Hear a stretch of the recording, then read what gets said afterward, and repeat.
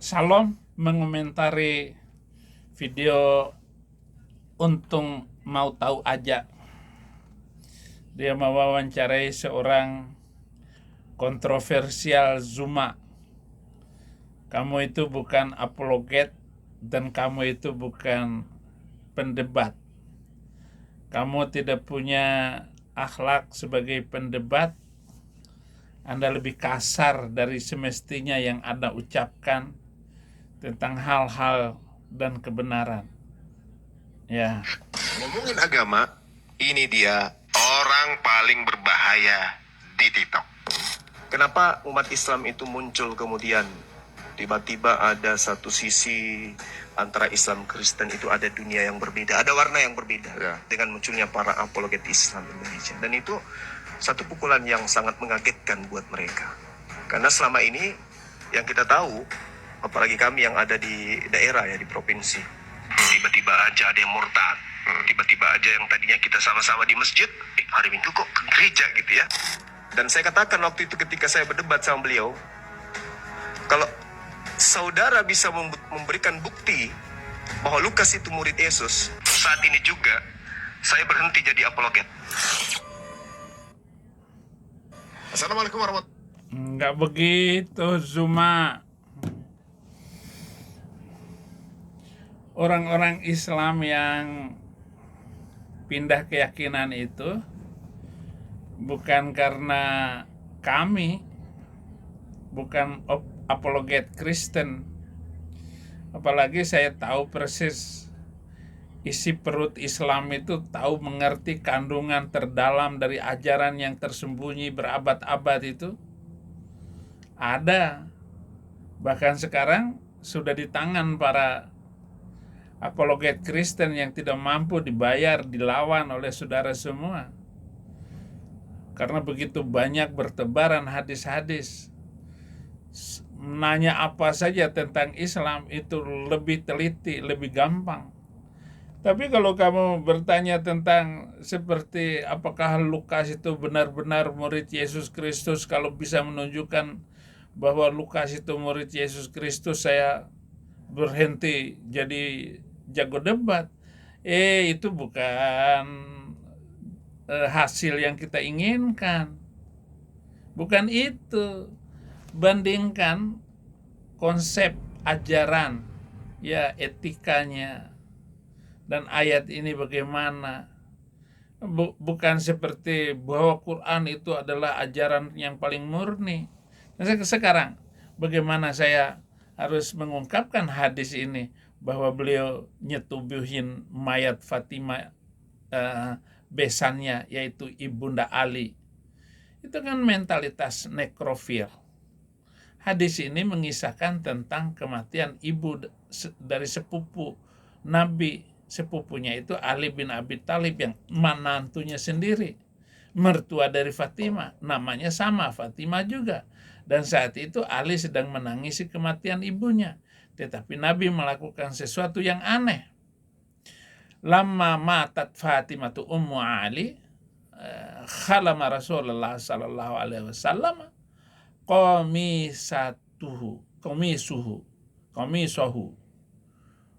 wa albasaha iyahu wattajat fi qabriha. Falamma sawai alaiha at-turab qala ba'duhum ya Rasulullah ra'ainaka sana'ta syai'an lam tasna'ahu bi ahadin.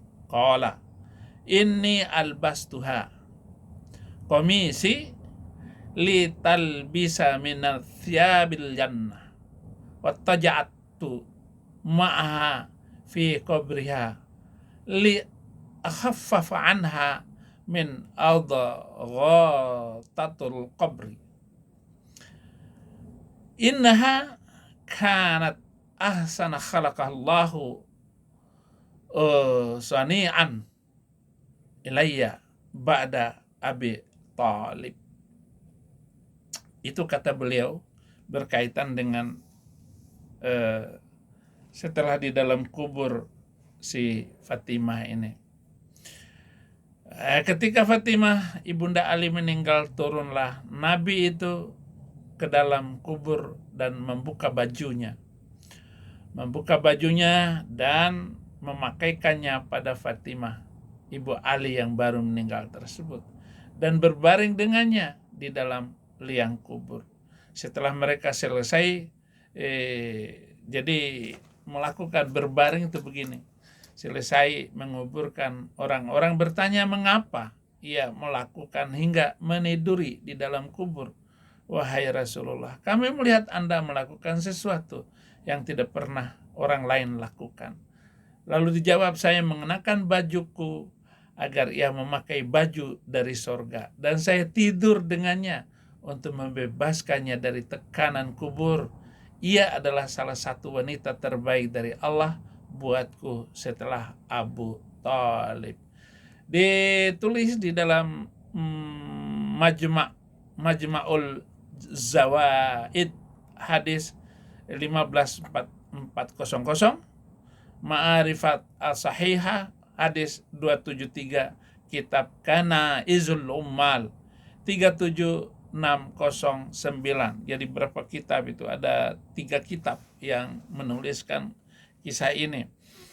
Dan tentu saja hadis ini tidak disahihkan, tetapi tidak mungkin tidak terjadi apa yang dilakukan oleh Nabi itu bukan sebuah fitnah. Kalaupun saya mengucapkan seperti ini ya karena terbuka di internet, saya bisa membacakannya, saya bisa cerita tentang kelakuan Nabi itu. Jadi bukan sama-sama kemarin di masjid, tiba-tiba dia sudah ke gereja, bukan itu. Orang kan tidak bisa ditutup akal pikirannya itu cuma. Orang tidak bisa disembunyikan lagi apa yang tertulis di dalam kitab kalian itu. Kira-kira bagaimana caranya untuk menjawab semua ini? Bahwa beliau menyetubuhi mayat di dalam kubur. Serem juga.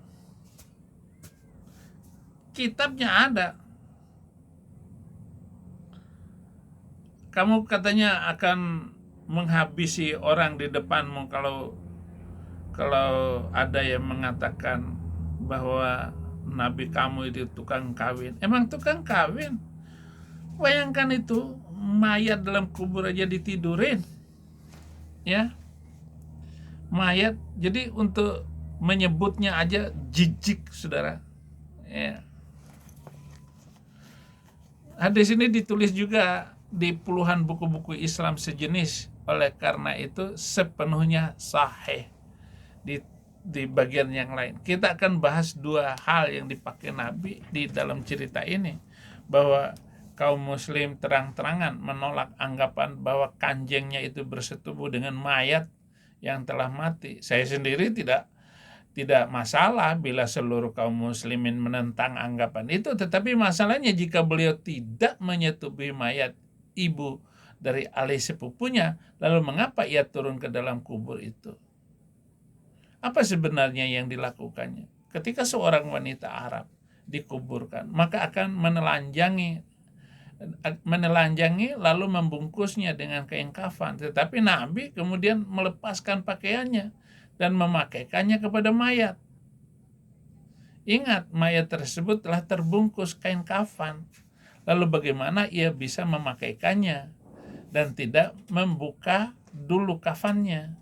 Lalu beliau tidur dengan mayat itu dalam liang kubur. Alasannya adalah untuk memaafkan dan belas kasihan. Sejak kapan ada ayat yang menyatakan bila seorang Nabi Tuhan memakaikan seseorang dengan bajunya maka dosa orang tersebut diampuni? Sejak kapan tertulis jika Nabi Muhammad tidur dengan seorang mayat lalu tekanan atau siksa kuburnya akan berkurang? Sejak kapan? Dan terlebih lagi orang ini ibunda Ali. Ketika mati bukanlah seorang wanita muslim. Alasan Nabi meniduri dan mendandani jasad ibunda ini adalah pengampunan. Tetapi berdasarkan ayat Quran surat ke-63 ayat 6, surat Al-Munafikun, alasan seperti itu mengada-ngada. Jadi dia lupa dengan apa yang diturunkan kepada dianya sendiri. Sawaun alaihim astaghfarta lahum am lam tastaghfir lahum la yastaghfirallahumullahu innallaha la yahdil qaumal fasikin. Sama saja bagi engkau Muhammad memohonkan ampun untuk mereka atau tidak engkau mohonkan ampunan bagi mereka, Allah tidak akan mengampuni mereka. Sesungguhnya Allah tidak akan memberi petunjuk kepada orang-orang yang fasik. Jadi Fatimah ibunda Ali ini, saudara-saudara, sejak kematian Ali bin Abi Thalib pada tahun ke-12 kenabiannya, jadi Muhammad lebih kurang masih 7 tahun lagi sampai meninggal si Fatimah, istri pamannya itu. Istri pamannya loh, yang disebut Fatimah ini, Ibu Ali ini, istri pamannya Muhammad. Paman langsung. Dan Fatimah menolak masuk Islam selama hidupnya. Dan menurut Quran surat ke-63 ayat 6, Nabi memohonkan ampun bagi mereka, tidak akan diampuni oleh Allah. Karena ya dia nggak terima Islam. Khadijah juga itu masih ya dia masih Kristen lah. Masih Kristen.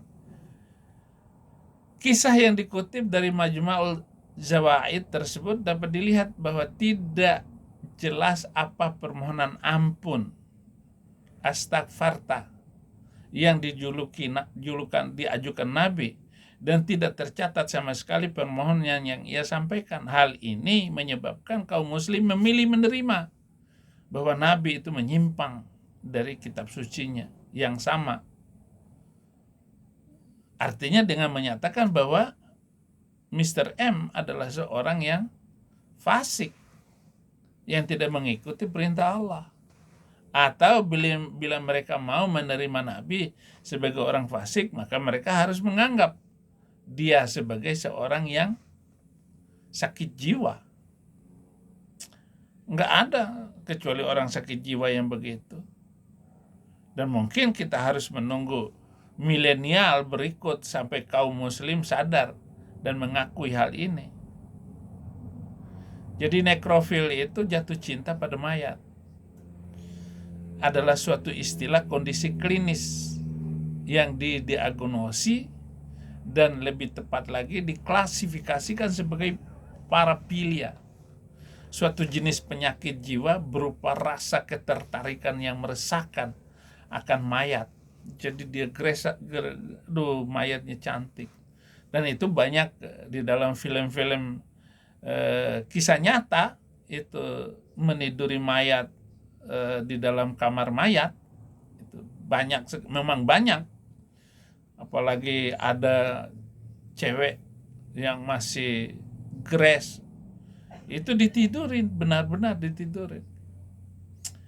Ini adalah dorongan yang sangat kompulsif. Kejiwaan untuk setubuh dengan mayat adalah suatu yang sangat rumit dan diselubungi dengan bagaimana jiwa orang tersebut terbangun.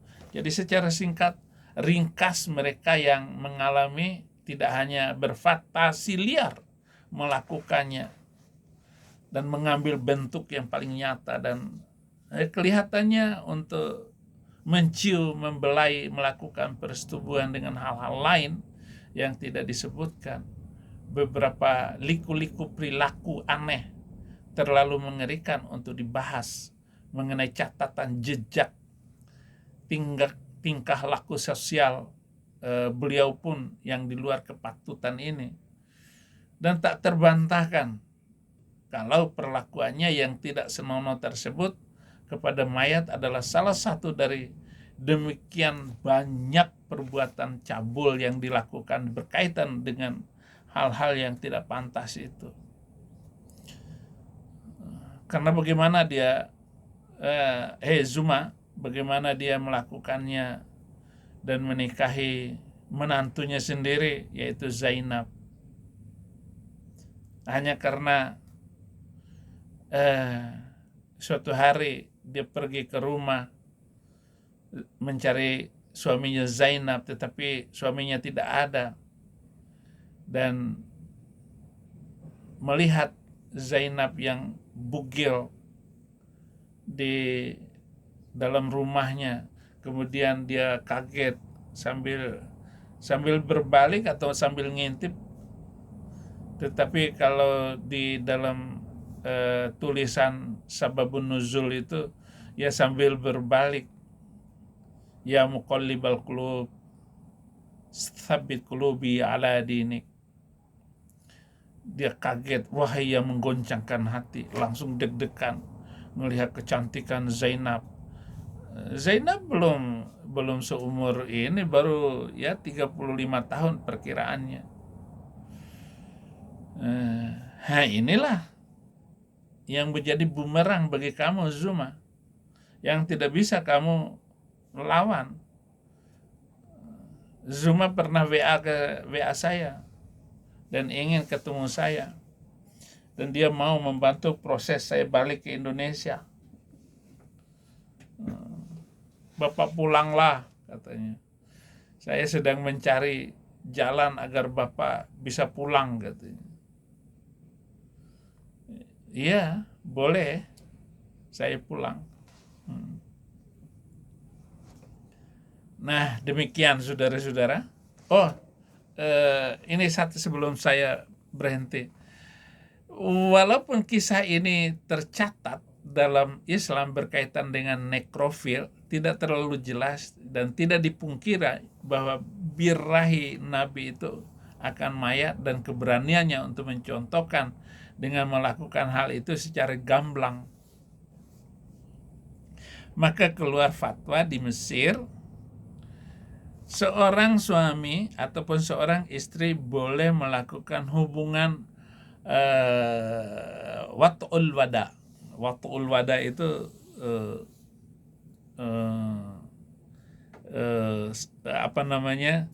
seruntulan terakhir. Jadi begituan terakhir, ginian terakhir dengan istri. Tapi syaratnya 6 jam sebelum sebelum dikubur, atau 6 jam setelah meninggal. Nah, masa-masa itu kamu boleh puasin hatimu dengan suamimu. Tapi ini kan bibinya sendiri. Iya, bibinya sendiri. Besannya dia. Bibinya tetapi besan. Mertua dari anaknya. Berarti kan bukan istri kita. Nah, di Mesir keluar fatwa, boleh wat'ul wada. Wat'ul wada itu seks terakhir terhadap orang yang kita cintai. Atau bolehkah kita seks dengan istri tetangga yang meninggal? Nah, gitu. Dosa enggak? Sedangkan ada hadis yang lain bahwa Nabi mengutuk seorang penggali kubur yang melakukan hubungan seks dengan mayat yang sudah dalam kubur itu. Dia bukakan itu kain kafannya, kemudian dia setubuhi mayat itu. Dan dia melapor kepada Umar, kemudian Nabi berwawancara dengan dia bahwa kamu itu melakukan hal yang tidak pantas. Itu. Orang lain mengatakan, dia omelin pemuda itu sampai pemuda itu kabur dari kampung itu karena merasa berdosa.